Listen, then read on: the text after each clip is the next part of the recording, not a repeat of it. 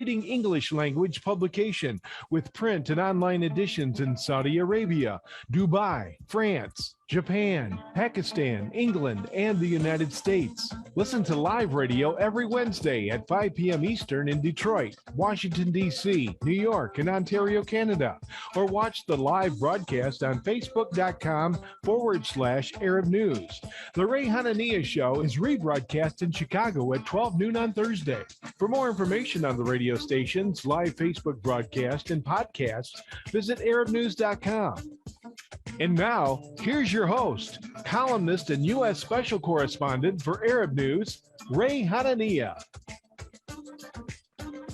And hello, everybody. This is Ray Hanania. It's Wednesday, July 6, 2022, and I'm your host here. We're broadcasting live in Detroit, Washington, D.C., and then we're going to rebroadcast again tomorrow, Thursday, in Detroit at 7 a.m., and then in Chicago, we'll rebroadcast the program on 1080 AM WNWI radio. Today, we're going to focus on Eid Al Adha and the Muslim American community. The Eid is the Al Adha is the festival of sacrifice, one of the most important religious holidays in Islam, as it marks the end of the Hajj. The holiday honors Abraham's willingness to sacrifice his son Ishmael and calls for a qurbani, or animal sacrifice, and then distributing the meat in thirds to your family, to your neighbors, and especially to the poor. It begins July 8th and 9th. We have three people that are going to join us, each one offering a little different perspective on Muslims in America, the Eid itself, how it's celebrated in Saudi Arabia, and also the aspect of charitable giving. But I'm really honored to introduce our first guest, Besheer Mohamed. He is a senior researcher at the PEW Research Center, a nonpartisan fact tank that informs the public about issues, attitudes, and trends shaping the world. They conduct public opinion polling, demographic research, and a lot of stuff. He's published in many academic publications, in like the Oxford University Press and New York University Press, so many different things. We'll have his bio online. Besheer, thank you for joining us today. Thanks so much for having me. It's a pleasure. Yeah, and you did a piece that I was reading, which brought me to your attention. It was a while ago. I mean, it was last year, but it talked about how Muslims were a growing presence in the U.S., but they still face negative views from the public. Tell us a little bit about what you learned about the Muslim community here in the United States. Who are they? How are they treated? What's important to them? Give us a little insight into who they are. Sure. So I think that the sort of best place to start is just the size of the Muslim American community. So our estimates suggest that there are about 4 million Muslims in the United States, and it's a rapidly growing community. If you go back just 10 years ago to like our estimates and other places' estimates, we say, so for example, in 2010, we suggested there might be maybe 2.5 million Muslims. And so, we're up to somewhere in the 4 million range. Studies of the number of mosques, you may be familiar, for example, that Professor Ihsan Bagby does a mosque study every 10 years, has similarly shown this sort of rapid growth in the number of Muslims, the number of mosques. And we also see, more representation in Congress, right? There are 3 members in Congress now, which is more than we've ever had in terms of Muslim representation. That growing representation is happening in a context where the public still doesn't know a huge amount about Islam or a huge amount about Muslims, and where Muslims are facing significant discrimination. And in your studies, and I know you've done a lot of research into this and looking at stuff, the PEW Center is a phenomenal place too to get information. So that's why we're so excited to have you on the program. It's always good to get a good source.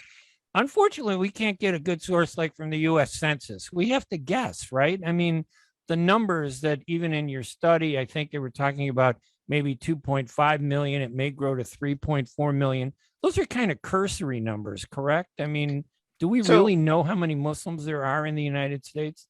So you're correct in saying that the Census Bureau does not ask questions about religious affiliation. They just as a matter of policy, do not ask religion on that census. They ask race and country of origin, all those fun things, but not religion. What we do in order to understand, we've tried to estimate the size of the Muslim population a few different ways. And we have some confidence in our numbers because all the different ways that we estimate, we wind up in basically the same ballpark. So I would not be comfortable telling you whether it's, 4,221,623 Muslims. Right. But I feel like that 4 million number is pretty solid. So like I said, we look at it a couple different ways. One thing we do is we look at just our surveys, and we see, what share of the people that we survey are Muslim. And then we can say, well, if it's this share of the survey, what share of the public would it be if we know the size of the population? Another thing we do is we look at countries of origin. And we look at, again, from our surveys from various countries of origin, what share do we think are Muslim, and then sort of calculate it that way. And then the last thing, we can do, or that people can do, is look at the studies that have looked at how many mosques there are and say, okay, well, if there are this many mosques, well, how many people are in each mosque? Where does that get you? And all of those numbers really land you in a similar ballpark. So, again, I don't think I could put a number in, and we could put a number exactly, to the person or even to 10,000.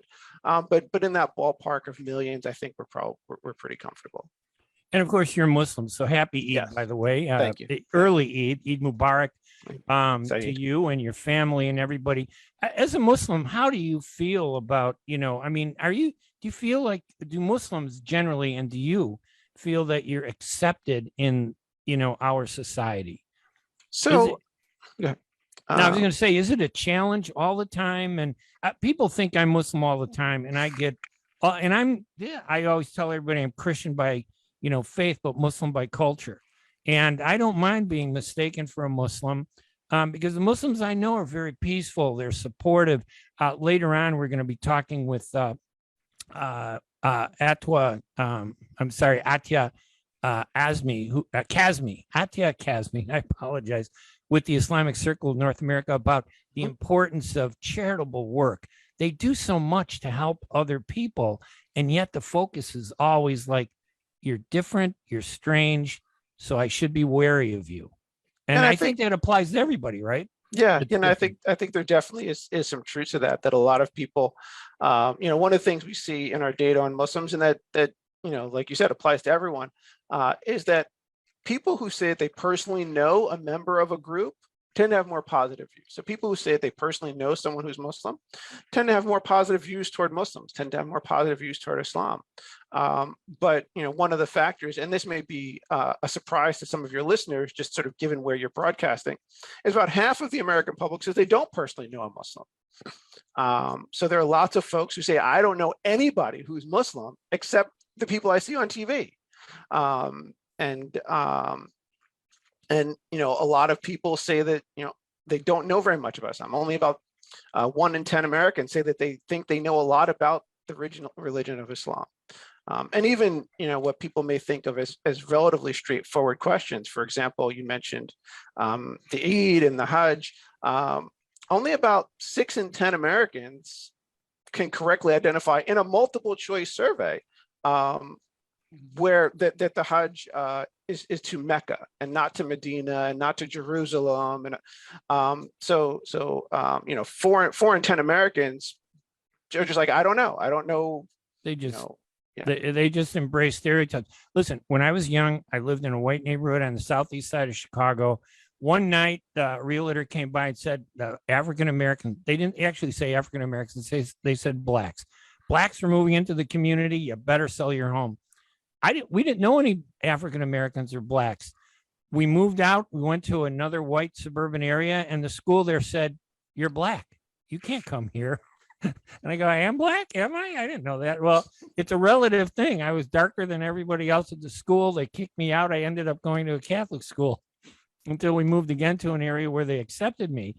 And it taught me that, these racism is about what you understand about people and what you don't understand about people. And I understand that Americans we're overwhelmed with things that we are responsible for. Do you think Muslims and Arabs, and maybe more so, let's talk about Muslims, do they do enough to explain who they are?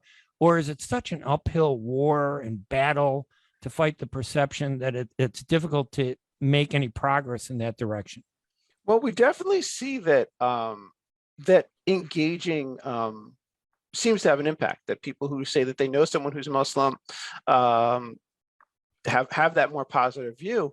But one of the sort of practical factors that happens is that Muslims tend to be congregated in certain areas, certain parts of the country, certain cities, certain states. And so there are cities and states where there may not, well, not states, but there are cities and counties where there may not be any Muslims at all. Or maybe, there's one Muslim family that moves into the county or something like that. And so that's just a very different situation than, I grew up in New York, I lived in Chicago, I live in the DC area now. I've always lived in places where there were significant Muslim populations, but I realize from my data that there are lots of places where that's just not the case. Do you think it's different for Muslims than it is for, another ethnic group where maybe I live in an area and I've never met a Native American? I mean, I have, but I mean, there's some places that never met a Native American and they wonder, what are they?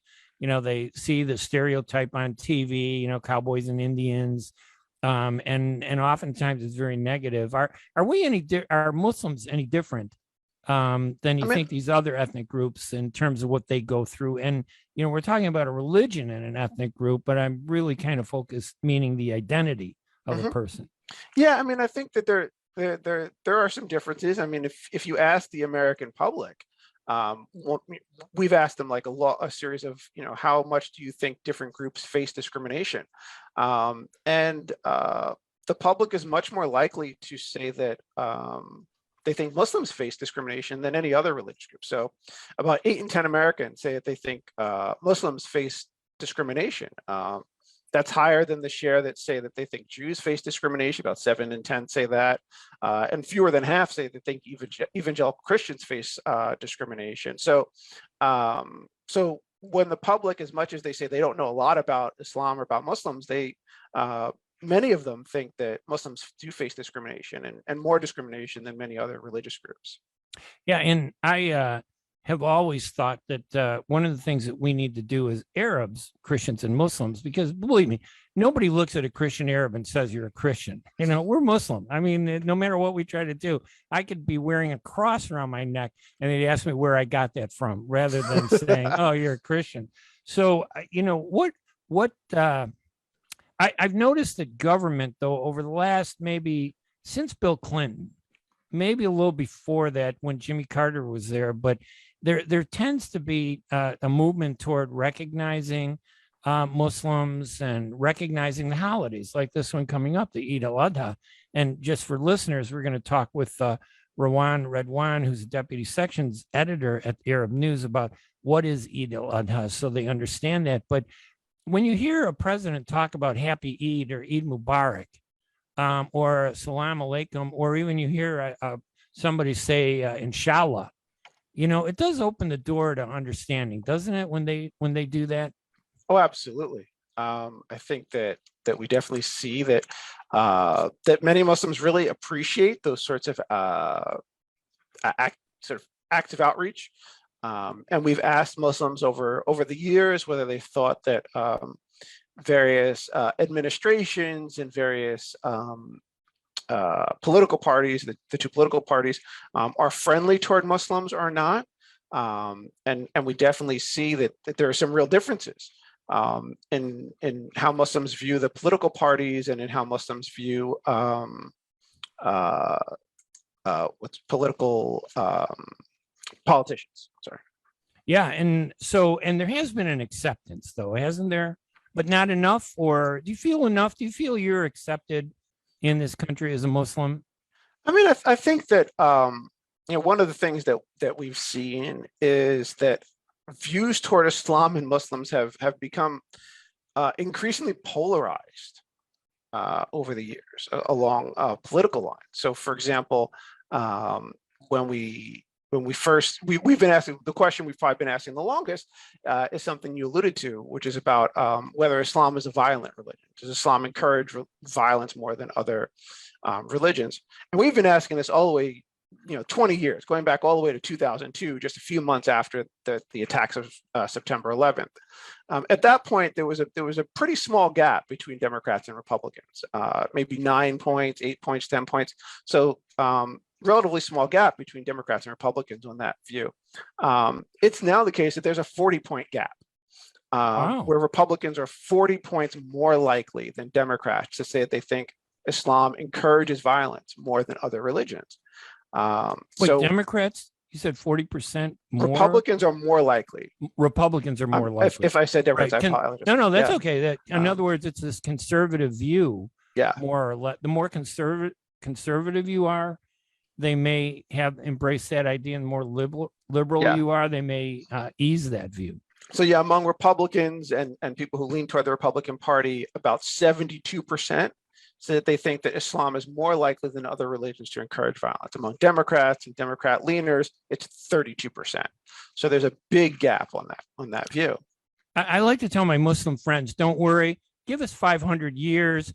We forgot about the Inquisition and all the, violence of the Christian world. So at some point, we're going to forget about what we think is violence of the Muslim world.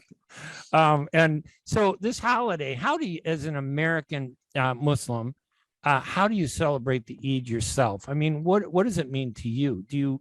Are you religious? And I don't mean to inquire about that, but we have a lot of listeners that are non-Arab, non-Muslim. How do they view that? I mean, and how do you celebrate the Eid? So, I mean, I think I could, be probably even more helpful than my own experience. I think I could speak sort of more generally. One of the things that we see is that engagement with the Eid holiday, this Eid holiday, and also the other Eid holiday that happens after Ramadan, both of those things is actually quite high. Even among Muslims who say that they don't attend religious services very often, who say that they don't pray 5 times a day as a sort of normatively prescribed, you see large numbers saying that they do attend religious services around the Eids a couple times a year, that they think that the Hajj, the pilgrimage to Mecca, is very important, that they hope to do that at some point. So I think that's some of what we see. I mean, this past year, for the first time, I'm fairly certain for the first time, Saudi Arabia set up a quota system for how many Muslims could come from the United States and from Western countries to go to the you think that was that because of COVID, you think, or what happened because of COVID, I know that they decreased the number of people that they would allow to go. Right. And the previous 2 years they didn't have anyone go.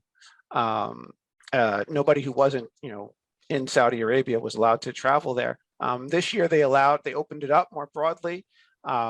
They allowed pilgrims from other countries to come, but the quotas were much lower overall, and they imposed quotas on the sort of Muslim minorities in places like the US, which in the past they just haven't felt the need to do. They also had a number of additional requirements about vaccination and age and these sorts of things. So I think they made a lot of changes because of COVID. But I just say all that to say that there was a substantial demand in the United States for going to perform in the Hajj, to go on the pilgrimage. And as a community grows, one of the things you talked about in your story at the PEW online center was that the growth was mainly through immigration, it looked like, as opposed to natural, demographic growth. So families the immigration was expanding. Maybe, I don't know whether it's faster, but that was a major part of the growth of Muslims in America. Yeah. Immigration definitely plays an important part in the growth of the Muslim American community. I think immigrants still make up the majority of Muslim Americans. It's 52, 56, 58% Muslim adults are immigrants to the United States, were born in another country. Although there's no one country that makes up a majority, there's significant numbers from the Middle East, from South Asia, from a variety of countries. But yeah, their immigrants still make up a significant share, and that that the number of immigrants certainly has an impact on the overall population. Is there a pressure, you think, on the Muslim community to be like the Christians? So everybody celebrates Christmas, and whether you celebrate it or not, you're given the time off. It's considered a national holiday, basically. And we're slowly recognizing other holidays too. But Christmas has kind of been, I don't know how to secularized to become more about giving gifts and presents and things. And it's more of a party time. You think the Eid is headed in that direction, the Eids that we have in the Muslim community, by virtue of the pressure they're living in a society that does that with so many other religions? Honestly, it's hard for me to say. I don't know that there's really good data on that particular question. I mean, I think you're absolutely right, and that there is data sort of supporting this. That for many Americans, Christmas is a secular holiday and not a religious holiday. Some years ago, even at Pew, we asked some questions about, do you consider it a cultural holiday? Do you consider it a religious holiday? And many Americans do think of Christmas as more of a cultural or secular holiday rather than a religious holiday. And so it's certainly possible that we'll see similar patterns, or that we're seeing similar patterns for Muslims in Eid. I haven't seen the data one way or the other. All right. And Besheer Mohamed, anything else you want to mention about, your research into, I have to say there are a number of Islamic experts on the Muslim community, but I like, the secular ones, the ones that do the research like you do at Pew, to really offer like a journalistic approach to the topic. And that's why I'm so grateful for you to take the time here. There's not a lot of media in the Arab or the Muslim community, right. Is there? No, there's not. I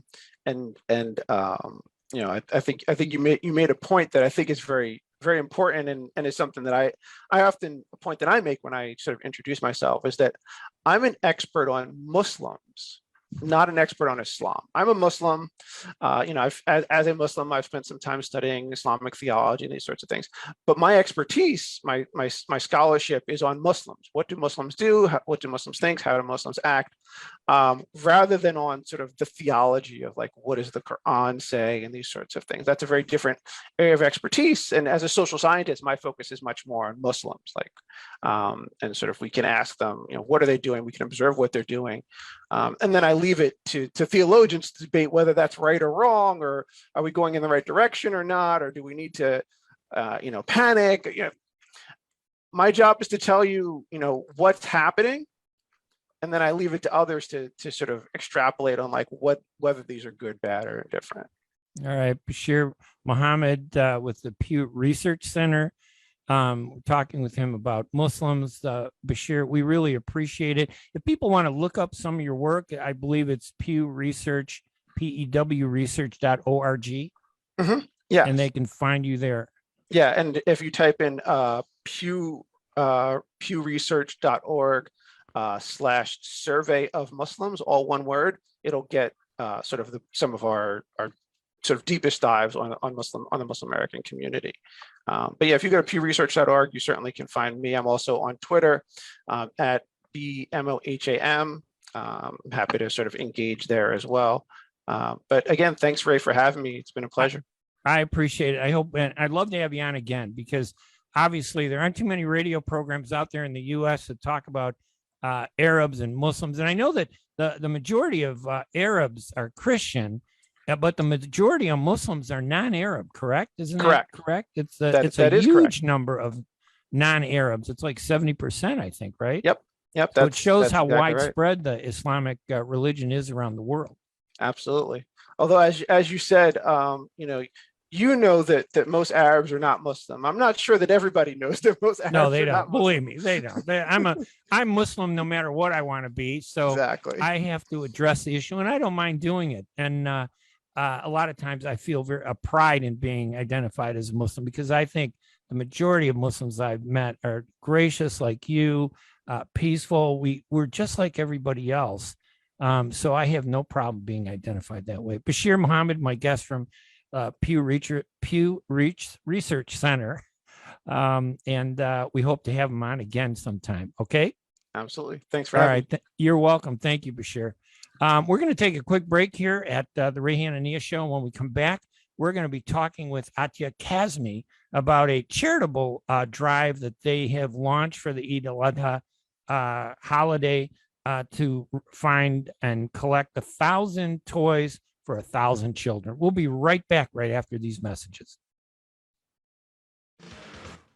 ArabNews.com, bringing you breaking news from across the Middle East and the latest on Arabs in America. Get inside the latest headlines with expert analysis and insights at ArabNews.com. Join over 5 million Facebook fans and over 10 million monthly readers. ArabNews.com, news that matters to you.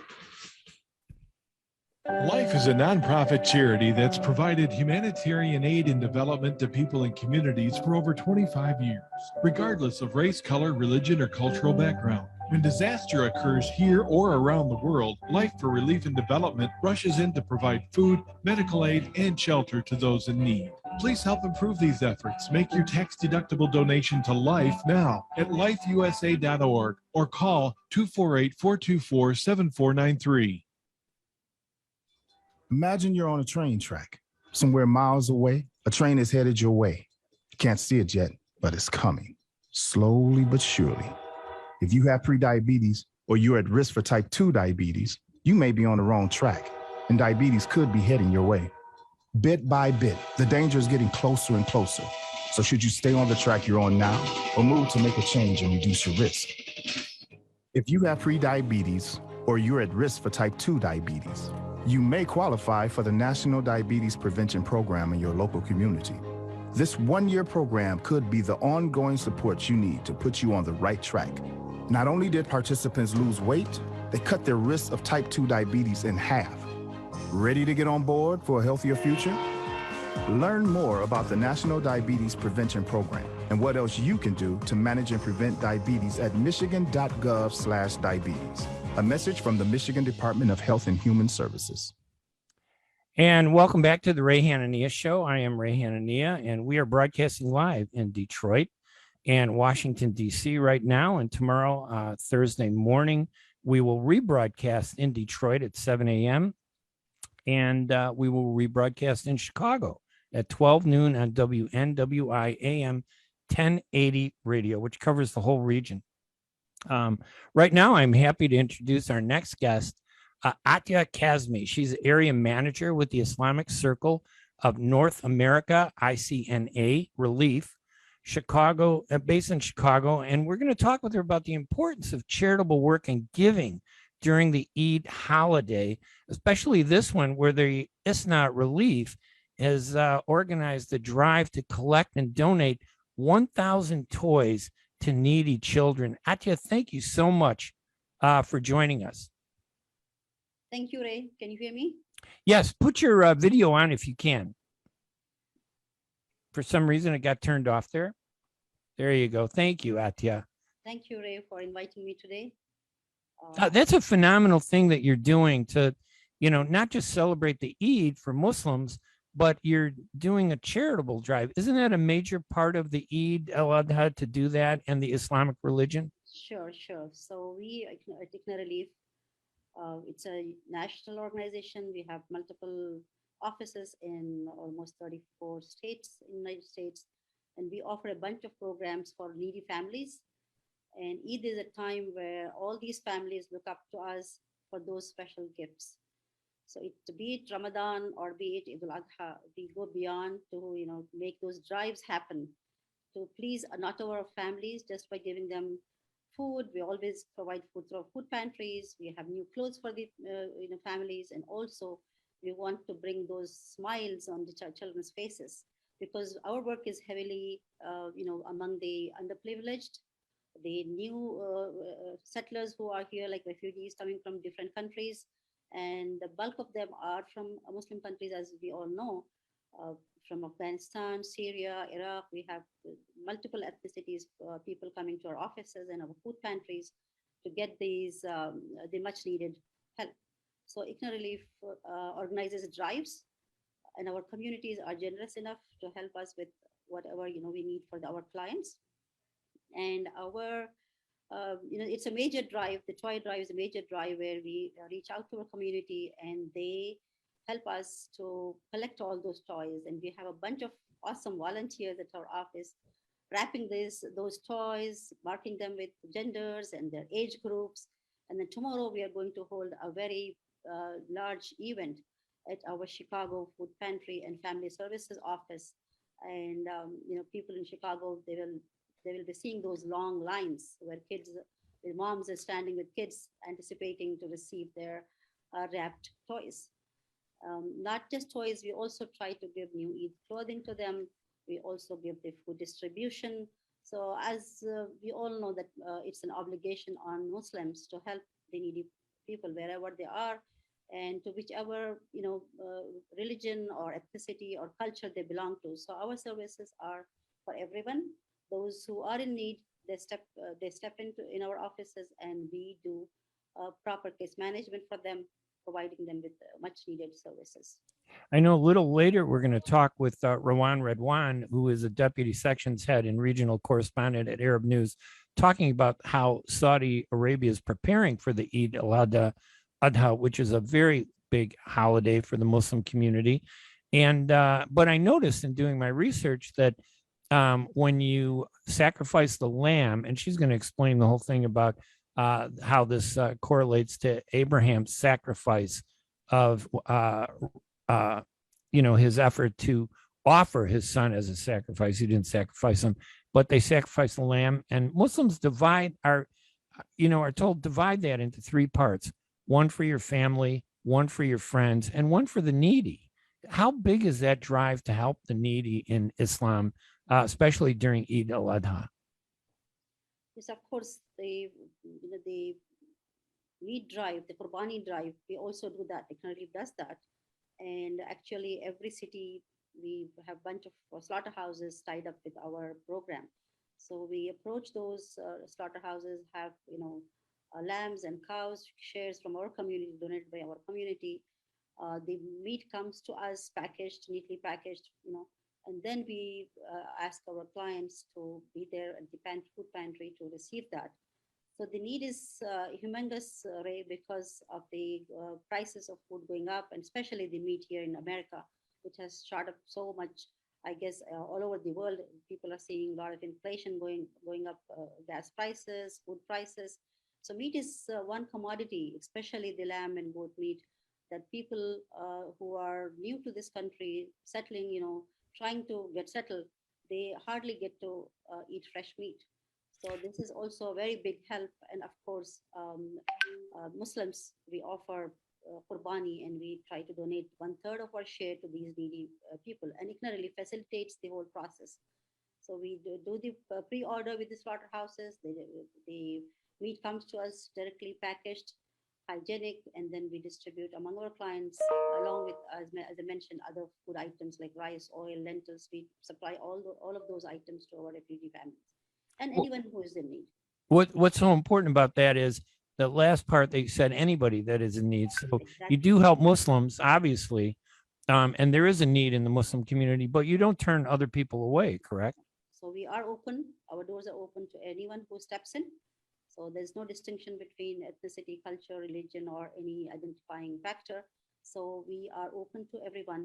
Although by name we are Islamic Circle of North America, that means we are a faith-based organization trying to fulfill our obligation, what Islam teaches us, to care for our neighbors, needy neighbors. What I think is so important about Islam too is that idea that it's not just about the food, dividing it up, the idea that you help your family, you help your friends, and you help anybody, the impoverished, those that are in need. That it's almost like they treat everybody equal, the family, the friends, and people they don't even know who are desperate to survive in this country. That's a phenomenal thing that I don't think people really understand about Islam. Yes, sure.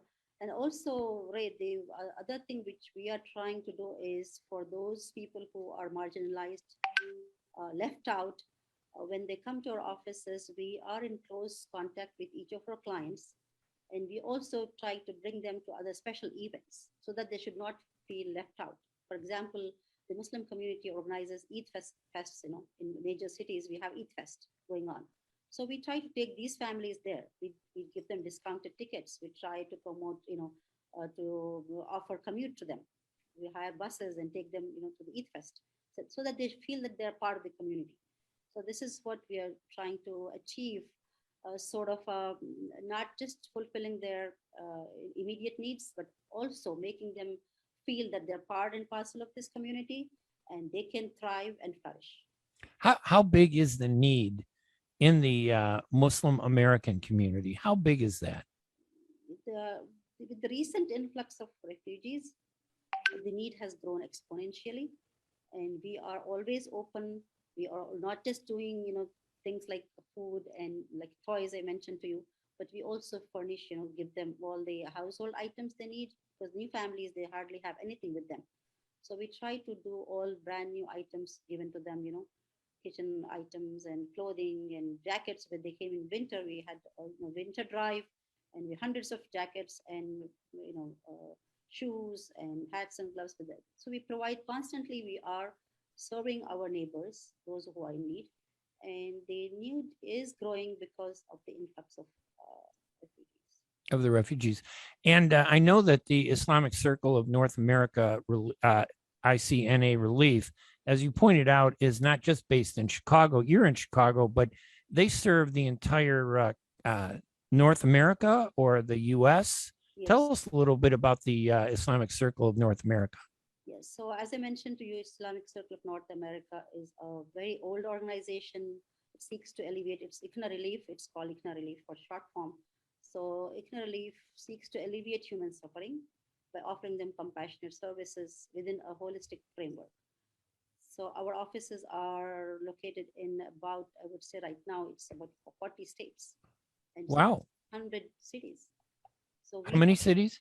600 plus cities.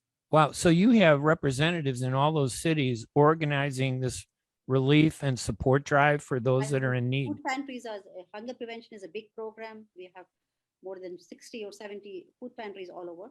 Then we have Muslim family services, refugee services. We have around 20 transitional homes for women and children.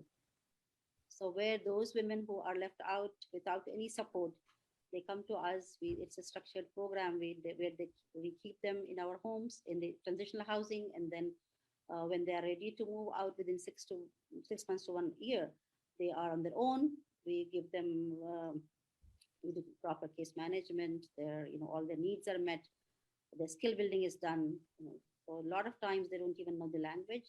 We have ESL classes for them, car driving classes, till we find a job and they're able to save some money to move forward in their lives. So that's a big achievement, I would say, that we are the only Muslim network of, we have about 20 transitional homes throughout USA. Chicago has one as well. A transitional home is? Yeah, is where the women and children can be accepted into that program if they meet the criteria, if they have no support system, and they are not, there's no active abuse, but a lot of them have gone through abuse, but they are now struggling to survive on their own with their kids. So these would be families that need a place to stay. You provide that for them. Children only. And of course, we're broadcasting nationally and internationally online and streaming, but we also are broadcasting live on radio in Detroit, Washington, D.C., and we'll rebroadcast tomorrow in Chicago. Can you give us some information about any of the events? Are they still collecting toys for the Eid? We have done the collection because tomorrow is our distribution. We wanted to give before the Eid. So distribution is done. Our amazing volunteers have packed, wrapped all the beautiful gifts with beautiful wrapping paper. And now we are all set. Our truck has been loaded today. It was a busy day at office today. We are done with, loading the truck. And tomorrow is the day where, our family, we are expecting all those hundreds of families coming with their kids and receiving those toys along with food. Did you reach the goal of the 1,000 toys for 1,000 children plus the food for 1,000 families? Yes, our communities have been very gracious enough. When there is a need, they step up And alhamdulillah, we have been doing this for several years now. It's not just this year, but every year we do these drives. And you know, it's such a job that gives me extreme pleasure and happiness to see happy faces, not just moms, but little kids enjoying this occasion of Eid. Yeah, no little kid or any child should have to go through any kind of stress. It's not about religion. It is about just ensuring that they have a good life and a happy life. But I am always so impressed by how much Muslims do in this country. And we don't see enough of that. It must be difficult to get that story out. We don't have a good media in the U.S. for the Arab and Muslim community to promote these stories. And mainstream media, occasionally they do, write about it and promote it, but it must be a challenge. It is, and we do media releases, and of late we have seen a great interest after a lot of refugees coming from Afghanistan. There has been a lot of interest in the organization as well. So we do have agencies, news agencies coming and covering agents like this. And also we work closely with government officials and state representatives.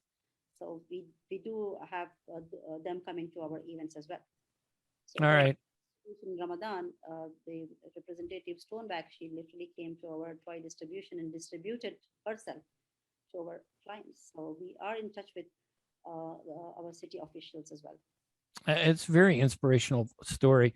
And by the way, Eid Mubarak to you and your family and everybody at the ICNA Relief. Any final thoughts that you want to mention? Where can people go if they want to donate, if they want to support you? Is there a place online? Yes, we have a website, iknarelief.org/donate. And it's really my appeal to all those who's listening to this program. Please visit our website. You will have lots of information there. All the cities where we work, all our major programs, what the need is in terms of volunteers, because 70% of our work is done by volunteers. And we have volunteers from everywhere, from the mainstream, from our Muslim community, from the masajid, from the local churches. So we have volunteers coming and helping us with these bold programs, I would say, So having those bunch of transitional housings and hundreds of food pantries and Muslim family services, refugee services, we have health services, mobile clinics, to name a few. So we have so many services all together, so that we try to provide holistic services and aim at the families, to strengthen the families so that they can thrive in the society. So anybody out there in Detroit, Washington, D.C., and Chicago, and throughout the U.S. That are listening to this program, they should go to icnarelief.org, and they should be able to find information about a program near them. Detroit has an office too. Detroit has food pantry. It has transitional housing. It's a major city, so all major cities have food pantries, family services, refugee services, disaster response. All these services are there in all the major cities. But some of the smaller cities might have only food pantries, maybe health clinics. So it depends. But altogether, we are serving a lot more cities in US. All right. My guest, Atia Kazmi, area manager with the Islamic Circle of North America, ICNA Relief. She's based in Chicago, but they do their charitable and very generous work across the country. Atia, thank you so much. It's so inspiring to hear about what you do to help needy people, not just Muslims. Obviously, that's your main focus, but anybody that is in need. Thank you so much, Atia, for joining us today. And I hope our listeners out there will visit our website, iknarelief.org. All right, Atia, thank you so much. I'm Rayhan Ania. We're going to take another break, and we have one other guest that's going to talk to us about the Eid celebration and preparations in Saudi Arabia for those people that are traveling there to celebrate the Eid Al Adha. I'm Rayhan Ania. We're going to be right back right after these messages. Clap your hands if you're happy and you know it and you really want. 5-year-old Lila and her mom are on their way home from Grandma's, singing Lila's favorite song. A few blocks away, 25-year-old Dylan is visiting friends at a small party. He finishes off his last beer, Later, skater. gets in his truck, and starts for home. Fine. Mom and Lila turn onto Maple Street. If you're happy and you So does Dylan. If you're happy and you know, then you really want to show it. If you're happy and you know, it's shout hooray, hooray! Every 50 minutes in the United States, someone dies in a crash involving a driver impaired by alcohol or drugs. If you're impaired and you know it, don't drive. Drive sober. A message from the Michigan Office of Highway Safety Planning. Huwaida Araf is running for Congress in the new 10th district, which includes cities where the Arab Chaldean presence is strong. A Christian Arab from Palestine, Huwaida is a civil rights attorney and a longtime champion of rights for all people, including Arabs and Chaldeans, here in the United States and around the world. Visit HuwaidaForCongress.com to get more information on her candidacy and why she needs your support in the upcoming August primary. Give your vote a voice and help elect a representative of and an advocate for our communities. Vote for Huwaida Araf on August 2nd or by absentee ballot. ArabNews.com, bringing you breaking news from across the Middle East and the latest on Arabs in America. Get inside the latest headlines with expert analysis and insights at ArabNews.com. Join over 5 million Facebook fans and over 10 million monthly readers. ArabNews.com, news that matters to you. And welcome back to the Ray Hanania Show, brought to you by the U.S. Arab Radio Network and sponsored by Arab News. I'm really honored to have, again, one of our returning guests. She's just phenomenal. She always is so supportive of the radio show, very informative. Rawan Radwan. She's a deputy sections head and regional correspondent at Arab News newspaper. And we're going to talk to her about how Saudi Arabia is preparing for the Eid Al Adha celebrations, which I believe, Radwan, begin July 8th, correct? Or July 9th? It begins in the evening of July 8th and basically after 12 a.m. on the 9th, of course. Can you tell us a little bit about Eid Al Adha? I offered a little definition, but I think it's more appropriate to come from somebody who is Muslim and is in Saudi Arabia. Thank you. Well, of course, Eid Al Adha is celebrated across the Arab world, the Muslim world, and everywhere around the world. It's a celebration of sacrifice. Adha means udhiya, which is to sacrifice. And it's a celebration just like every other celebration. It means Eid is the term Eid is festivity. It's a festival. It's a festival. Well, I would like to say it's a festival of food because we eat a lot of food on the 3 days of Eid. But generally, it's the second most important or celebration of the lunar calendar, of the Islamic calendar. And I know a big part of that Eid and the Islamic religion is not only yourself and your family, but as I was talking with our two prior guests, your friends, your neighbors, and then there's a big focus on those that are in need, the impoverished, those that need support and help. And Islam generally does that, but during the Eid al Adha, I know there's a big effort to help those people that are in need. So the idea of Eid al Adha, it's different from the other Eid al Fitr, the one that's celebrated after Ramadan. So Adha, as I said, it means sacrifice, and every year Muslims after dawn pray the early morning prayers. And of course, during the morning prayers, everyone's celebrating, wearing the nicest of clothes, new clothes. They share sweets and gifts and candy at the mosques or in areas like areas where there are mass prayers. And after prayers, Muslims traditionally honor Prophet Abraham by Abraham's devotion by sacrificing sheep, goat, cows, and every person has to contribute a portion, of course, depending on the animal, to those who are in need. We give to our family, our friends, but of course, the biggest chunk goes to those who are most in need, the poor. Lately, here in Saudi Arabia, to make it easier on people, because if you can't really sacrifice, if you can't go and slaughter an animal, you basically can just use an app. There are apps that help you out. There are markets, there are people, of course, but it's all done, through digital use, through your phone. It's as easy as that. Now, I know the King of Saudi Arabia is described as the custodian of the two holy mosques in Saudi Arabia.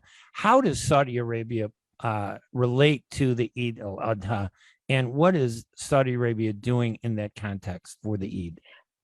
Well, there are two fronts to this. If you're talking about, us, the king being the custodian of the two holy mosques, and us as a people, and the generosity that's basically coming from the people and the king, it goes both hands. But there are two fronts to this. So you have the local side and you have the international side.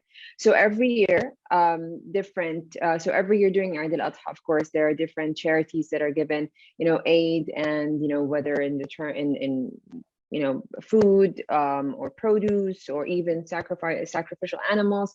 That's from one side. And of course here, charities. The charities are funded. A lot of these charities, of course, are funded by the government and funded also by the people. They contribute very much to these charities, whether by giving food and produce, clothes. Of course, these clothes are not, they're not bad. They're not torn apart or something. They're just maybe worn once or twice or something. And that's just the power of giving here. You are surrounded by this, so it's part of nature. It's just second nature to a lot of the people here as a community. Saudis, and I'm sure a lot of different, other communities, Muslim and otherwise, the power of giving is just something that's very much felt here. And I know that and again, I'm not Muslim, I'm Christian, but as I was telling my other guests, I feel Muslim by culture, because you grow up in a Muslim community and you really tend to admire the many things that they do. The stereotype is such a small segment and exists in every religion and every community, but the majority are such good people. They do so much. And my understanding is that, after Ramadan, there was a period where people will go on a Hajj. And isn't the Eid Al Adha, I believe, the end of the Hajj period? And what is the Hajj? So basically, okay, let me explain. Between the month of Ramadan and Hajj, there's a 2-month gap. Usually, or how it was once, and we're talking maybe over 50, 60 years ago, or maybe even less than that, actually. So pilgrims would come to perform Umrah, which is the smaller ritual. All right, you can do this once a year, once in your lifetime. You can do it different time. You can several times in your lifetime. It's basically just circling around the Kaaba, which is the tawaf, and then performing the act of sa'i, which is going back and forth the Safa and Marwa hills or mountains. That's al-Umrah. And then 2 months, of course, the gap. And then Hajj, which actually starts tomorrow. And it's on the 8th day of the last month of the Islamic calendar, which is Dhul Hijjah. It's named after the Hajj ritual, actually. The thing is, so it's 4 or 5 days. I can't 11, 12, 4 or 5 days. Yeah. So basically, pilgrims would come to Mecca wearing the ihram, and it's not just the 2 cloths that you see. It's not just that. It's actually just like an innate feeling that you just want to perform this act. It's a very difficult one. It's long. It's I wouldn't say too difficult, but it's hot. You're always thirsty. You're in the sun. You're with masses of people, but all you can think about is just how to perform the best that you can, in supplications, in prayer. So tomorrow is the first day, which is called Yom Tarwiyah. Yom Tarwiyah means to replenish oneself with water, and basically drink water and rest as much as you can, of course. And then on Friday, which is a very, very unique day, because it's a Friday, which is a holy day here for Muslims, and it's a Arafah day. And according to the Prophet Muhammad, the Hajj is Arafah. Of course, I'm paraphrasing here. Arafah is where the millions of pilgrims actually head to Mount Arafat. They stand from dawn or after dawn until sundown, again in prayer and supplications. and then they head to Muzdalifah, an area near Mount Arafat, where they stay, and of course they pray the evening prayers. They collect pebbles, small pebbles, just this much. This is how big it is. I mean, it's not much. Between 49 to 70 pebbles, and then after midnight or after dawn, they head back to Mina, an area near Mecca, which is about 5 to 7 miles away from the Grand Mosque and Mecca itself. Wow. It's hidden in a valley. It's very, very nearby, but the whole area is like 20 square kilometers. And Ray, it's an area. It's so small. You can see everything from just one hilltop, and you can see everything from the Jamarat bridges to the tents and the housing units for the pilgrims. And after they break their way to break their Hajj is to go and throw the stone pebbles and then do the sacrifice. And of course, you cut your hair or you shave as a man. Women also cut their hairs, and that's it. That's the last of the stage of the Hajj stages. That's when you commemorate your pilgrimage. Eid is on Saturday, so that's when you find the Muslims and pilgrims in Mina, celebrating with mass breakfast gatherings or luncheons. Of course, each tent or each group or they celebrate in their own way, and it's nice to see. I've performed Hajj, so it's nice to be involved in such a community. You meet people from all over the world. Some of actually I still talk to until this day, and I've done this nearly 20 years ago. I performed my first Hajj and my only Hajj 20 years ago, and I still speak to some of these people today. So it's a celebration. It's a celebration of people, family, friends, new friends, old friends. It's lovely.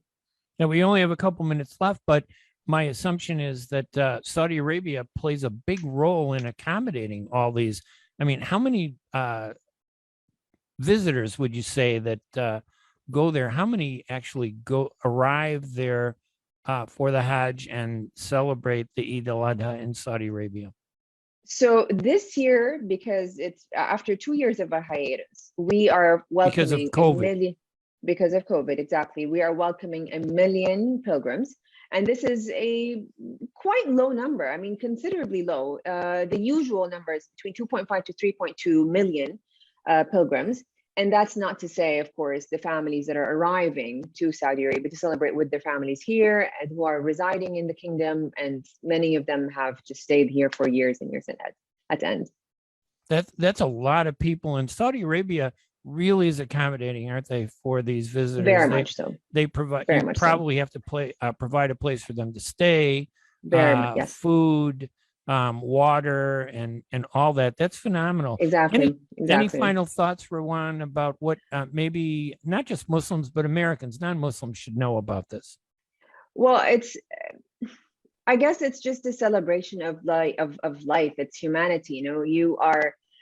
You stand in such a place, it's a very holy city, it's a very holy place, but it's not even about that. It's about, how everyone's standing in unison. You have different colors of people, different races, different backgrounds, different cultures, different societies, and different languages, but everyone's there. Everyone's just celebrating one thing. They only want one thing in life. They're just there to pray, and they're just there to ask for forgiveness and to ask for the blessings of the Almighty in such a beautiful location. And such a very difficult time for everyone. The world as we know it is just in chaos. But I think one thing I should say is that such a festival is a festival of unity, love, and humility and humanity. All right, Rawan Radwan, Deputy Sections Head and Regional Correspondent at Arab News. Rawan, thank you so much for joining us, and I want to thank our other guests. Atia Kazmi, Area Manager with the Islamic Circle of North America, ICNA Relief, and Besheer Mohamed of the PEW Research Center. Eid Mubarak, Rawan, I hope you have a great holiday. And I look forward, I work with you at Arab News, and I'm proud to work with you. You're a great person to work with. I look forward to meeting you soon one day in person. But thank you so much for joining us on this program today. Thank you for having me. And I have hope a good one too. Thank you. And everybody join us next Wednesday when we have another discussion with some guests about Biden's visit to the Middle East. You guys have a great day. We'll talk to you again. Bye-bye, everybody.